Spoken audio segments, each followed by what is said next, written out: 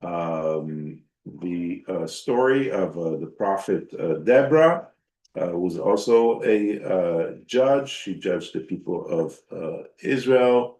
Um, and we read in chapter 4, we basically read the whole story last week, and we saw the unfolding of it. But what's special in the chapter today is really that there's a song kind of like telling the whole story that was told in a historical way. Now there is a poetic kind of like retelling of the story in a poetic way, which is something very special. We'll talk about that in a moment. But just for anyone who does not remember, okay, Deborah was judging the people of Israel around here, the area of the tribe of Ephraim, okay, and then a war breaks out, okay, here with the people of Chatzor, the city of Chatzor, which is here right down in the between the Sea of Galilee and this lake here. They are led by Sisera, who's probably a Philistine leader. And that's kind of like indicating the Philistines are entering the land of Israel at exactly around that time, historically. And she calls upon Barak, who's a warrior, who's a general of the the Israeli Reserve Army at that time, and she says, "Come and save the people of Israel." And he says, "Well, I'm not going to go if you don't go with me." Okay, and it's very surprising. It's like so she's like, "Okay, I'll go with you, but just so you know, you will not get the glory of this victory. Women will be the ones who get it." And how does it end? They win, the Israelites win, and Sisera, the general of the enemy army, flees. He goes into the tent of Yael, okay? And this brave woman welcomes him inside. He thinks he's in a safe place, and she takes the Steak. the stake of the tent through his temple, kills him after he sleeps, and saves the day. And Barak arrives later to the tent to see this happening, and therefore his glory of defeating the enemy is taken by two women. One is Deborah, the judge, and the other is Yael, a simple woman who's not even an Israelite. She's from the tribe of the Canaanites. It's difficult to understand his behavior if he's, kind of a general and head of all of this stuff. Yeah, but he's afraid. You would think, given that the opposite army had 900 chariots, iron chariots, and horses, while the Israelites had none of that, you would kind of like figure out. Also, the fact that they had to assemble the people of Israel shows this was not an ordinary army. Okay, so they were fought against a very well-trained, organized, day-to-day servicemen, okay, who were trained. And the Israelites, Barak had to call the different tribes. Oh, send your person, send that person. No training, no nothing. It's a suicide mission. No wonder he's like, oh, I'm like, leave me out of this, okay? And she's like, no, you got to trust God. He's like, okay, we got to trust God, but we still got to fight 900, iron chariots and the horses, and they're trained warriors. So it is a suicide mission in many ways. So you could understand him being hesitant. Is that hill country? That's hill country, isn't it? That is the Kishon River. Okay, the Kishon River starts in the hills, okay, and goes all the way here. And even till today, if I'm not mistaken, it's still a river that has water in it. Okay, it became very famous in the 90s for a very sad reason, because the one of the top elite units of the frog unit, the ones that train in water, underwater, Shayet Shloshasa, were training here diving and all these things, and many of them sadly got cancer because this river was leading a lot of contaminated, people were not aware that the water was contaminated from the different, factories that were leading, bad things. Asbest, the awareness to asbest back then wasn't. Asbestos. Asbestos. Okay, in Hebrew we say asbest. Do they, So that's kind of like the modern, what we know about today. do But they it's use a that, long river. do they use any of that river for irrigation? Yeah, I think they cleaned it up and now they use it, for So that. where And was the battle?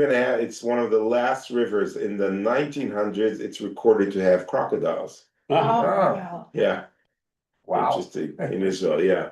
so where did the battle take place? So the battle took place here, like in these areas here.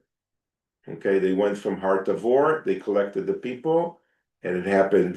Chatzor is the city, so it's like they kind of like, and then he fled.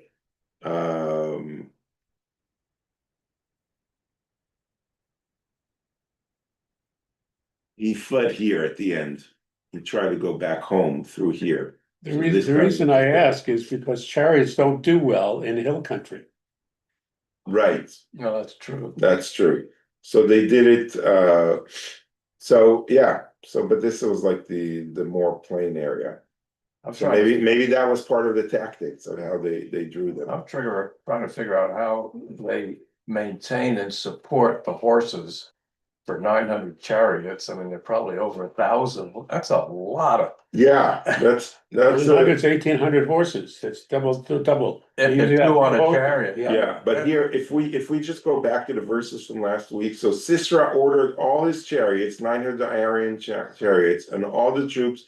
He had to move from Charoshet Goim to the Vadi Kishon, okay, because they drew them to this area. Okay, Charoshet Goim is here. Okay, this is kind of where the war started, and he drew them here.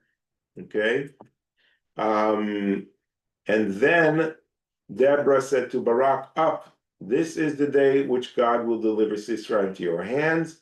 Barak charged down Mount Tabor, followed by the 10,000 men, and God threw Sisera and all his chariots and army into a panic before the onslaught of Barak. And Barak pursued the chariots and the soldiers as far as Charoshet Goim. Okay, so he kind of like locked them down here as Mount Tabor.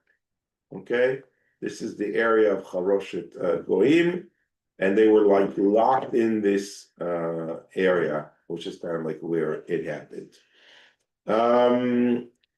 Okay. Now let's read the song of Deborah. On that day, Deborah and Barak, son of Abinoam, sang, when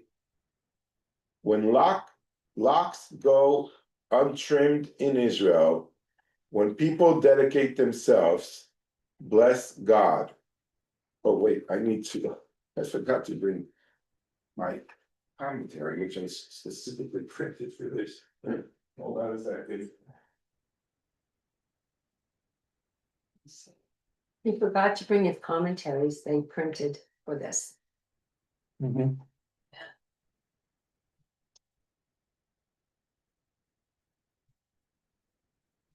Well, there's some footnotes in the Tanakh where the reading through Judges.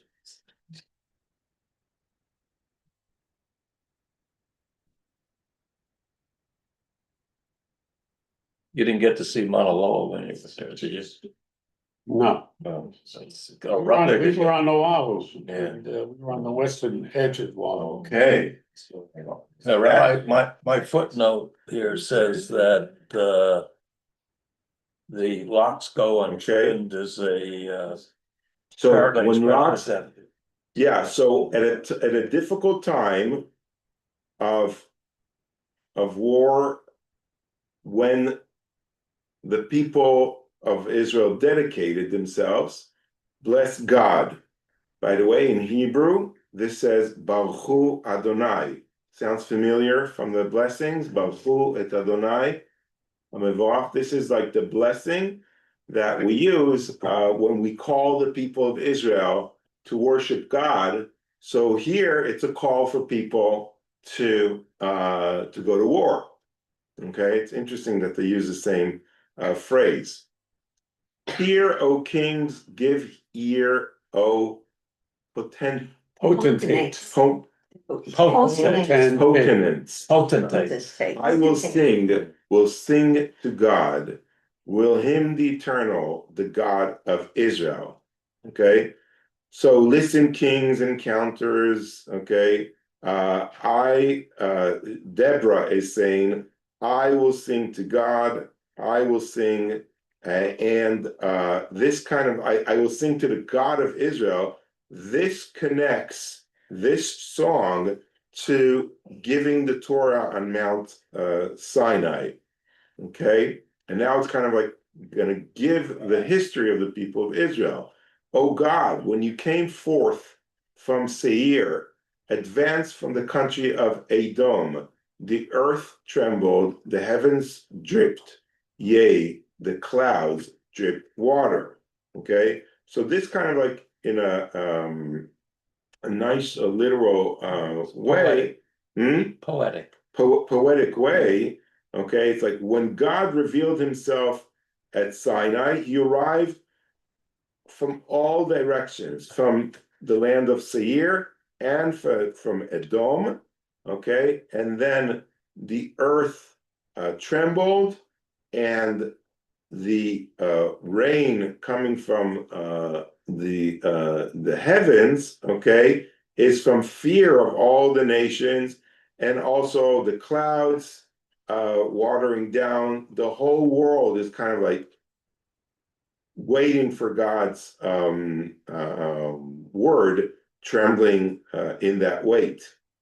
And then verse 5, the mountains quaked because of God, okay?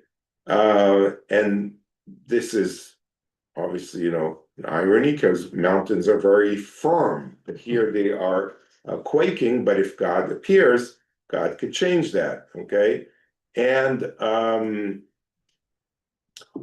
you yon Sinai, because of God, the God of Israel. Okay, so even the Mount Sinai trembled because the God of Israel his presence sat there.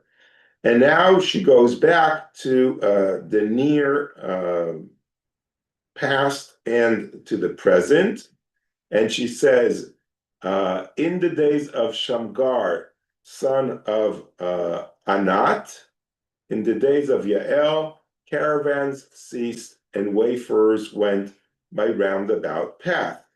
Okay, so wayfarers. So the travelers. Okay, so Shamgar ben Anat, we read about this judge who helped the people of Israel partially. And mentioning Yael, it's not really clear why, but maybe she was a well-known person. Maybe that's why Sisera went to her tent, is one of the assumptions. And in those days, caravans ceased, and everyone was afraid to walk on the main road because of the different enemies that attacked the people of Israel. Okay, they were like terrorizing the whole area, so no one wanted to take, the simple roads. Okay, deliverance ceased in Israel till you arose, Deborah, arose, O mother, in Israel. Okay, so the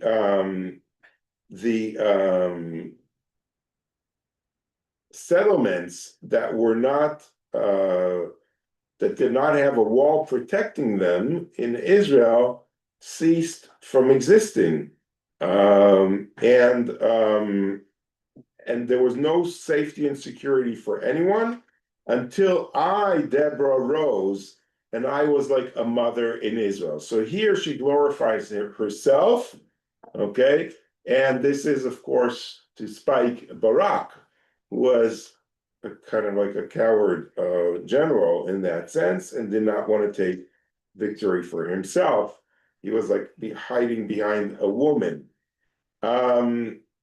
Verse 8, when they chose new gods, was there a fighter then in the gates? No shield or spear was seen among 40,000 in Israel.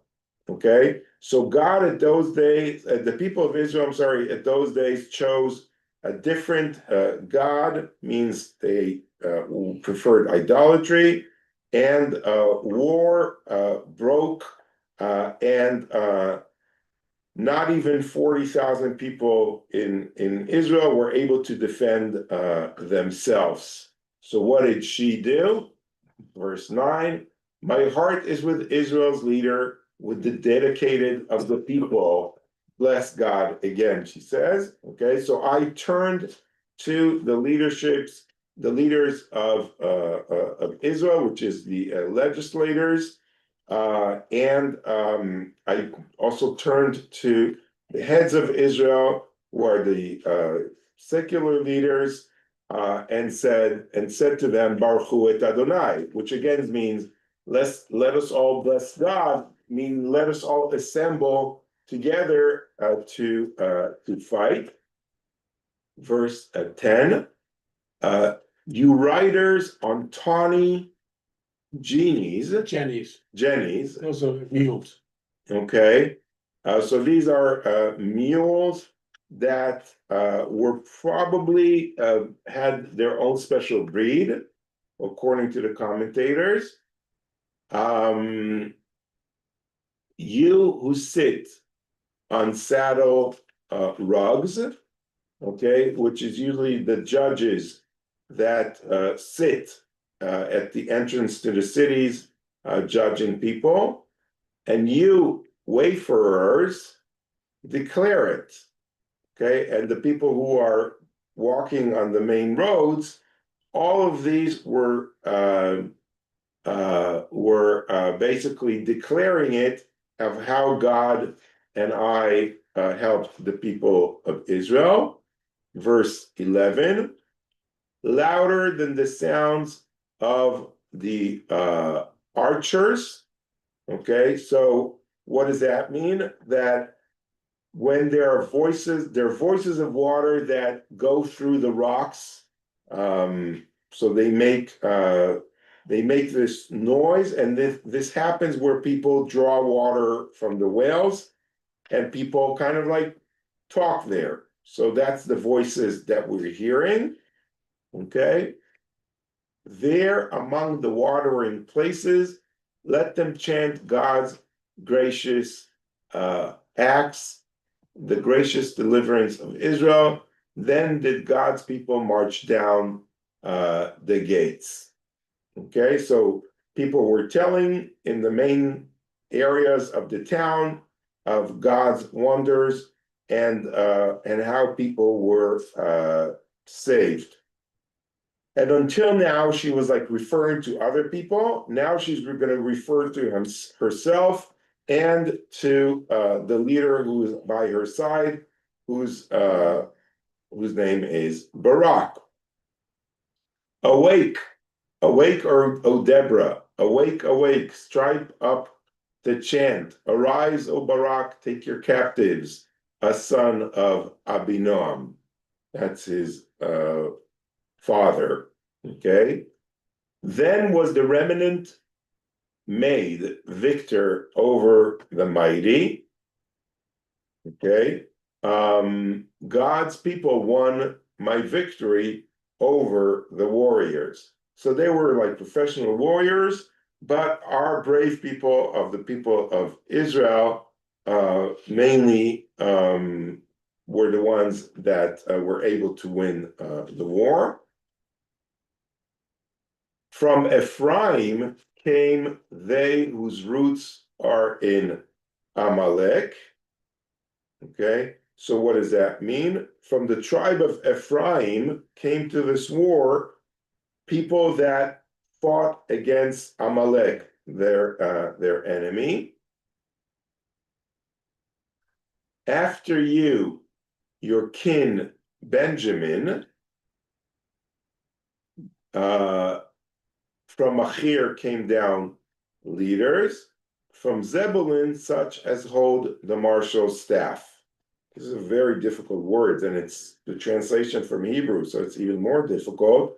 This just says uncertain what the meaning is. Yeah, so from the tribe of Benjamin, although they were very far away, they joined the war.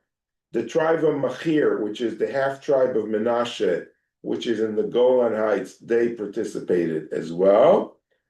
And important people, and also from the tribe of Zevulun, not only commoners came, but also people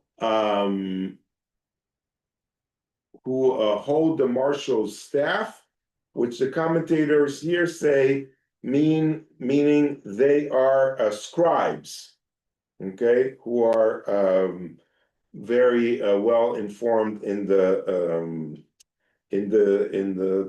work that the scribes do. So even they joined the war to show that from the tribe of Zebulun, even commoners or even intellectuals joined the war. Verse 15. And Issachar's chiefs were with Deborah. Okay, so the ministers from the tribe of Issachar went with Deborah and led the body of the warriors. And as Barak, so was Issachar rushing after him into the valley. So Barak that went with Deborah, okay, and appointed him and told him to start the war. So each of these people, okay, came from their own place. Among the clans of Reuben were great decisions of heart. Okay. So the people of the tribe of Reuben were sent to the war by foot. However, from the tribes of Reuben, okay, they kind of like sat aside and were wondering if they're going to join this war. So great decisions of heart is not a positive thing. It means that the tribe of Reuben, we're not sure if they're going to be joining or not. And here, inside the poetic celebration of war, we start seeing some of the criticism that Deborah has towards some of the tribes. You sent everyone. Great for you. You guys only sent a certain amount of people, so you could have done better. And you guys didn't even send anyone. You didn't come for the aid of all the people of Israel. We're not a united nation if we don't all get up and fight against the enemy. You know what? So we are hearing some of the politics that went on that we did not read in chapter 4. Chapter 4 does not mention any of that. In chapter 4, it's all fine and dandy. But in between the lines of the poetry, we hear the criticism on some of the tribes that were not active enough. It sounds from a modern sense the same thing that happened in the American Revolution. You had all these colonies, and they were complaining. Some would come to help, and others didn't contribute anything. It's almost inevitable when you've got this disparate large territory, and and someone's closer, so the tribes that are closer arrived at the war faster, and Benjamin is commended because they came from far, which means the people that were further from Benjamin didn't even show up. So now she goes into the criticism. Why then did you stay among the sheepfolds? and listen as they pipe for the flocks. Among the clans of Reuben were great searchings of hearts. So here's a criticism. To the tribe of Reuben, you sat quietly and attended to your sheep, to your flocks. Okay? And you were in an area in the country where no signs of wars were heard. Okay? And you debated a lot if you're going to join the war or not, but you decided at the end to keep neutral. Sounds familiar to these days? Okay? So the tribe of Reuben is like, well, let's have a meeting if we should join this war or not. Let's But take Maybe the war will be over by the time. Yeah. maybe it'll be over, right, by the time. So there's like, we're not sure we want to get involved in this. We have a lot of flocks to attend to. And if we go to war and, we lose, so then we'll suffer even more. And we could always go back to the enemy and say, we didn't participate in this war. It was the other tribes. So the unity of the people is here in question, right? She goes on to verse 17. Gilead tarried beyond the Jordan, and Dan, why did he linger by the ships? Asher remained at the seacoast. This is now really starting to be very troubling, okay? Because the tribe of Gilead, from the tribe of Manasseh, okay, they were across the Jordan, and they laid down silently. They didn't participate in a war. And Dan, okay, who were like by the sea, they kept attending to their ships. Okay, they had took no part in the war, no help at all. And Asher also just like laid low and did not come and help. And now she goes and praises the tribe of Zebulun.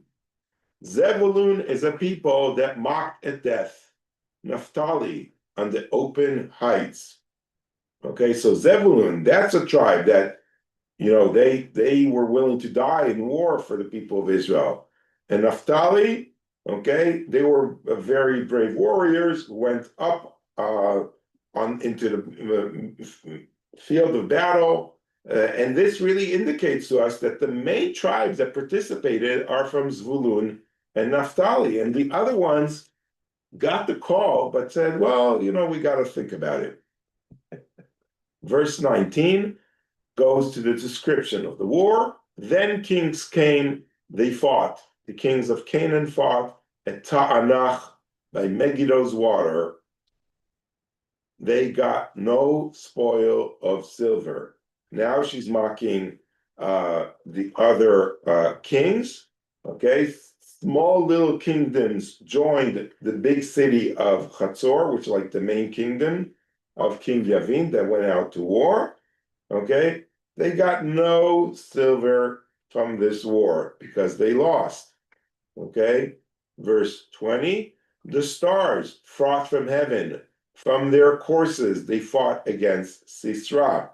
So this is like interesting. She says, it looks like even from heaven participated in this war and helped, okay? The stars aligned with the people of Israel and fought against Sisera, which is a very interesting concept because you don't really, in Israel, you don't really believe in the stars and in the, in these things. But here it's kind of like maybe some kind of like a pagan belief in stars fighting for you. You're supposed to trust only God. So she's injecting something here which is not really natural, right? I thought the Israelites moved out in the dark.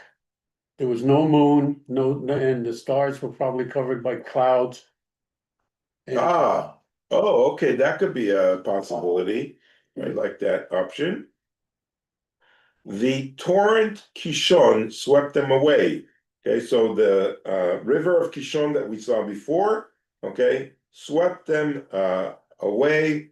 The land became so muddy, then the chariots were not able to maneuver properly, and the soldiers had to leave the chariots, and the foot soldiers from the tribes of Zebulun and Naphtali enjoyed the advantage that they had. They were quick, they were, they weren't armed like the enemy, but that enabled them to move quicker. The raging torrent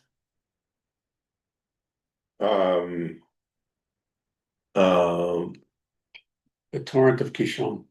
the raging torrent, the torrent Kishon, march on my soul with courage. Okay, the Hebrew talks about Nachal Kdumim, okay, which is an ancient. That's the ancient river of Kishon. Maybe that's the ancient name, and Deborah commends march on my soul with courage. So she commends the army men that fought and had that courage. Verse 22, then the horses' hoofs pounded as headlong galloped the steeds. Okay, you could hear the horses as they fled, okay, and ran away from the soldiers that were on them. Verse 23, curse Meroz, said the angel of God.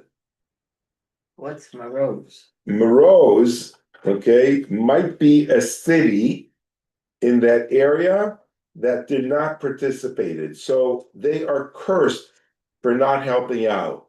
We don't have any recollection of that city, so maybe that's the name of the leader of that city, and it's not really clear what she's referring to. Larry, does your commentary say something else? No, No. it just, Because they came not to God's aid among the warriors, okay? So they are cursed for not participating and helping, okay?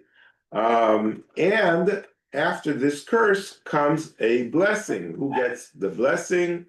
Most blessed of women be Yael, wife of Heber, the Canaanite, who most blessed of women in tents. And now comes a beautiful description, a poetic description. He asked for water, she offered milk. In a princely bowl, she brought him curds, okay, which is the butter.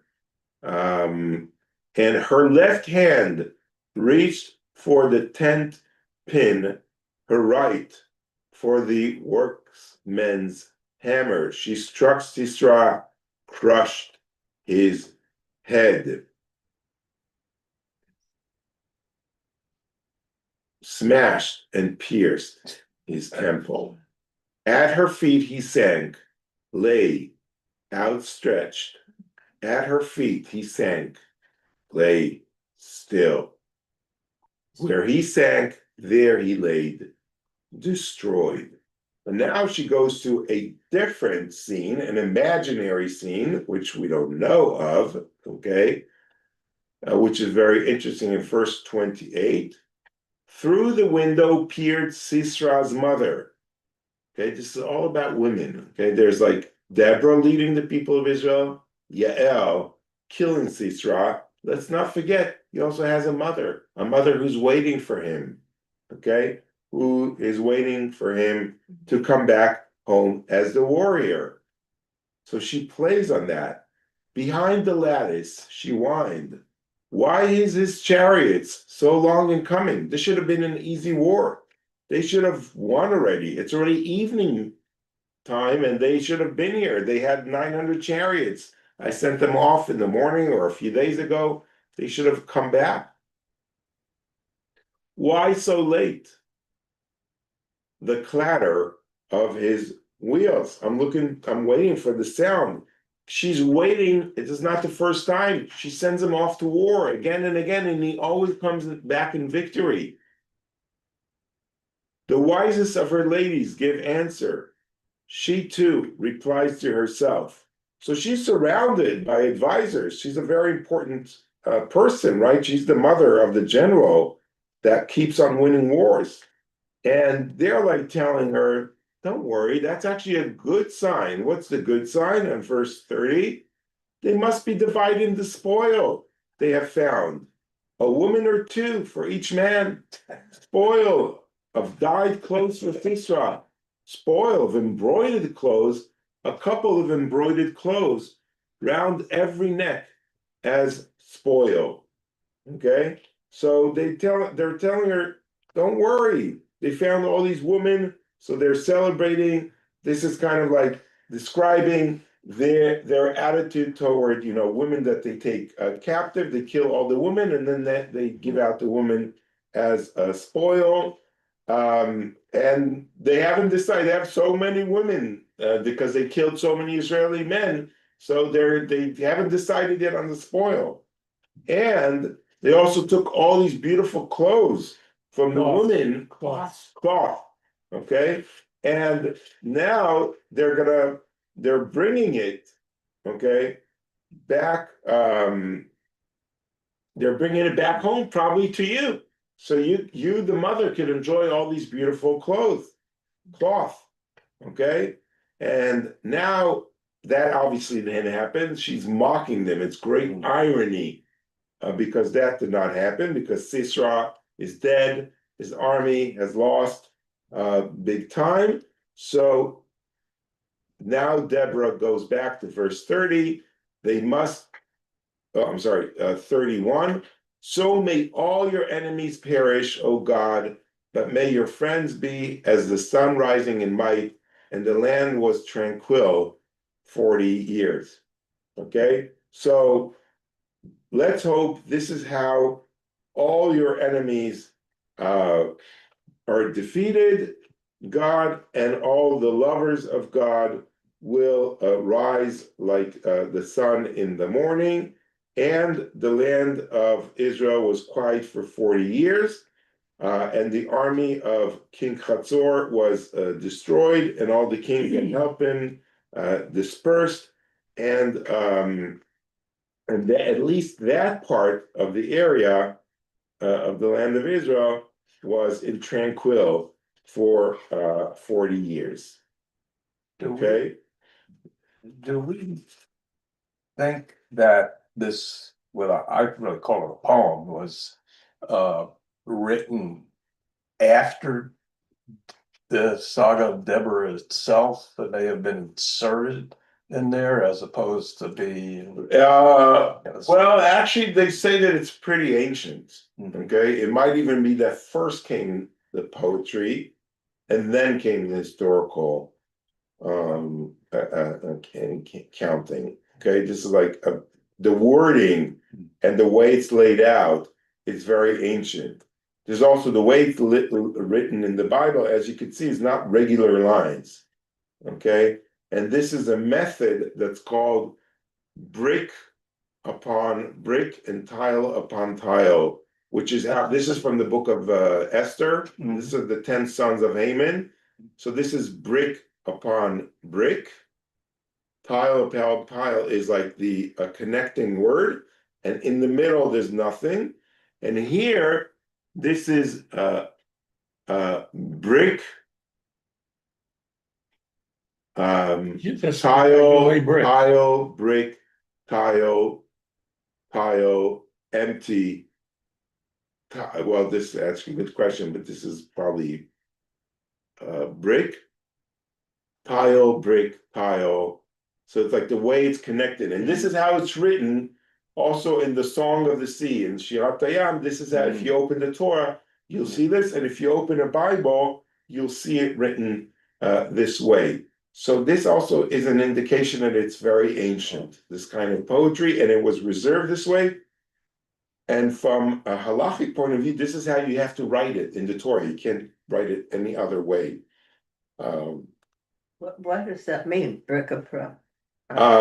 Brick is like a long word or a long phrase, and tile is like on the side. It's like kind of like what holds it. It's like the mortar, I guess. So this is Okay, so like the brick is like the main layer. And it's supported by the tiles, the small tiles here. It's kind of like a poetic way. They're using the terms from construction to explain how the poem is constructed. So this structure is used at times throughout the Torah as well. Yeah, yeah, exactly. Like in the Song of the Sea, crossing the Red Sea, and here at the Book of Esther, and a few other places. It's rare, but when it's here, we know these are ancient words. Okay, here is a 17th painting from Budapest. Yael killing poor Sisra, went to sleep, she gave you milk. And she doesn't look like the average warrior, so that's even a big surprise, right? That she's doing this. There are two versions. I guess this artist liked it so much. She's like, I'm gonna do it from different angles. I asked ChatGPT to create an image of modern Yael killing Sisra. Oh, that was the first one that. No, you Oh, didn't see that. Oh, we didn't see that one yet. Wonder Woman style, having Yael as Gal Gadot and Sisra as the Hamas Sinwar terrorist. So the answer I got is sorry, I can't help create or depict images that show real people or recognizable public figures being harmed in the show. There's a little hole in that. Yeah, when I insisted, I finally got an image. And ChatGPT said, here's an image styled like a modern comic book, Wonder Woman, a Roy scene. Okay, I'm not going to show this on the Zoom for obvious reasons, but I'll show you. I'll send it afterwards to the people on Zoom. I'll send it to you. Why does it say non-violent? They don't want they don't like violence, you know. Well, how can you kill somebody without violence? Yeah. Sorry. You poison them. Yeah, Well, she put him to sleep first. That's right. yeah. So here it is. Oh, it does look like Gal Gadot. Yeah, this is a modern take of ChatGPT. Yeah. And how the story would look. So Naomi and Adela and my mother, I'll send you the photo later. I didn't want it to be on the video. Okay. Why not? Why not? Because I didn't wanna- Copyrights, it's a whole bunch of things you can't do. Yeah. Yeah.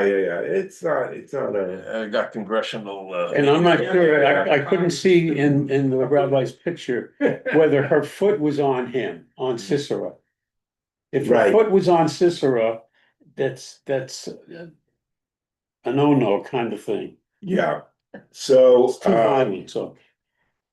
So here's a interesting Joseph Moore from the 19th century. Sisra's mother looking through the window. It's a nice because he's trying to kind of like also humanize her, okay? Because she's also a mother, and we don't like her because she's for the other side, but people get hurt on both sides, and here's a mother waiting for her son. So it's a nice thing to also remember that. We're happy that the people of Israel won, but like in every war, innocent people are dead, and that's a terrible cause of wars, and people get hurt. So that's a beautiful reminder to us, and that image of a woman at the window is actually a motif that we see here in the 8th century BCE. From Arsalan Tash ivory, refers to a group of carved ivory plaques discovered at the archaeological site of Arslan Tash, an ancient city in northern Syria, known in antiquity as Hadatu. These ivories date mainly to the 8th century BCE and are among the most famous examples of luxury art from the Neo-Assyrian period. So it's like that motif of a woman at the window waiting for a husband, maybe a mother waiting for her son to come back from battle, was there all the time. And finally, the Babylonian Talmud has this fascinating discussion on Rosh Hashanah, where one rabbi, Abaye, said, in this matter of Tanaim, the early sages certainly disagree, even though we attempted to reconcile the first Baraita with the Mishnah. This Baraita reveals a fundamental dispute. As it is written for the shofar, when we blow the shofar, it says, it shall be a day of truah for you. And we translate this verse as a day of yevava. In Aramaic, truah is yevava, which means wailing. Okay, so what is the meaning of the word yevava, wailing? This is learned from what is said about the mother of Sisra. So now the rabbis are going to say, where do we have the word wailing? We have it in the mother, the mother of Sisra waiting for him and wailing for her son. Okay, because it says, through the window she looked forth and wailed, the mother of Sisra. Right, so she was waiting for him. She was like crying, "Where's my son?" And that wail now resonates with the rabbis on the shofar sound on Rosh Hashanah, on the holiest day, when all the Jews are in the synagogue waiting for the wailing of the shofar. The rabbis are like, oh, this reminds us the wailing of the mother of Sisra. So the issue, however, is what kind of sound is Yevava? When she was wailing, how did it sound? One sage held that Yevava means a groaning sound, genuche gana, a broken sign or moan. And therefore, on the shofar, one produces sounds called shevarim. So wailing would be shevarim, which is 3 sounds, which would be okay? And that's the sound of shevarim. Another sage held that Yevava means a wailing sound, yelule yalel, leyalel, short, sharp cries. And this corresponds to the shofar sound called truah, which is 9 consecutive sounds, which would be, okay, that's the kind of wailing. And it's just fascinating that the rabbis took an enemy of the people of Israel and tried to like bring humanity inside the sound of the shofar. When someone cries out, it's like a mother, and it's a universalistic thing, which, by the way, corresponds with the theme of Rosh Hashanah, which is a universalistic holiday, crowning God as the king of the entire universe, and the entire universe is judged and can repent on Rosh Hashanah. So it's just fascinating that they decided to use that.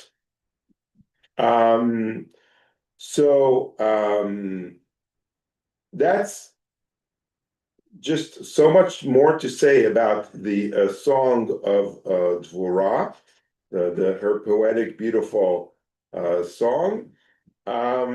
It resembles the Song of the Sea in very much in its structure and its in its different poetic form. Unlike other forms of poetry of that time, this is more of a blessing to the people of Israel. There's no going down into kind of like what was the loot that came from the enemy or mocking the enemy in a big time. It was like more like descriptive and thanking God. Also connecting it to the history and to the revelation at Sinai was another and also a strong criticism and accounting with the tribes that did not come and participate, and a special blessing for the tribes that came and participated in the war, and mainly to Yael, who stood by Israel at the time of trouble. Didn't And, it earlier yeah. say that Judah came, that Judah wanted, and another tribe came to the war first? Yes, Zebulun and Naphtali, they're the ones that came.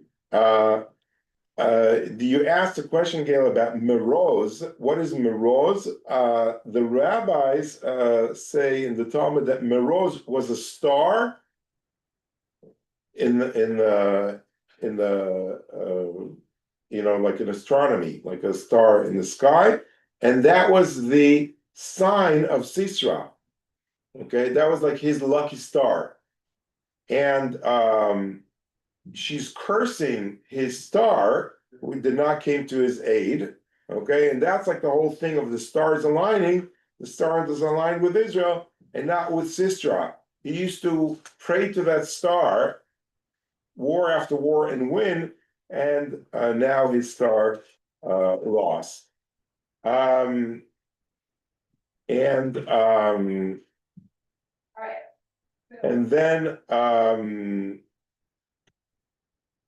the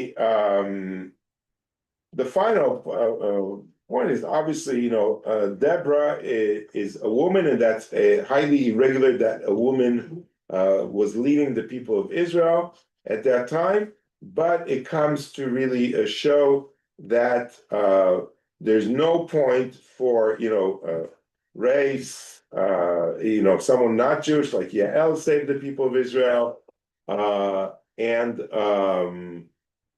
then or sex, because a woman was able to be a prophet, and a judge, of course, and Dvorah was even teaching Torah according to the rabbis. She wasn't just judging the people; she was like a real scholar and teaching Torah according to the rabbis.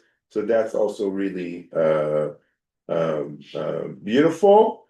And there is a little bit of criticism on Dvorah, because she's like acting a little bit in vain, saying like, I'm the one who saved the people of Israel. Until I rose and came to the aid of Israel, nothing happened. And the rabbis sometimes criticize her a little bit over that, and saying, okay, don't be too vain in that sense. And they give her as an example of not being vain. I'm not going to go into that midrash because we're over time, but that was like also an important part to share. You have a question Okay, a on the screen. participant has asked to start meeting questions.